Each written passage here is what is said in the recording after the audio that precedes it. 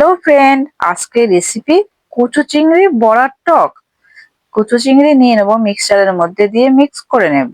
একটা পাত্রের মধ্যে কচু চিংড়ির ব্যাটার, তার মধ্যে লবণ, হলুদ, লঙ্কার গুঁড়ো, ভাজা ধনে জিরের গুঁড়ো, 4 চামচ বেসন, আদা রসুনের পেস্ট, পেঁয়াজ কুচি, লঙ্কা কুচি, ধনেপাতা কুচি আর সামান্য চিনি দিয়ে মাখিয়ে নেব। দিয়ে কড়াইয়ে তেল দেব, দিয়ে ব্যাটারটা দিয়ে দেব, দিয়ে বড়ার আকারে করে ভেজে তুলে নেব। ওই তেলের মধ্যেই কালো জিরা, শুকনো লঙ্কা ফোড়ন দিয়ে দেবো। আর ওদিকে তেঁতুল গোলা জল দিয়ে দেব।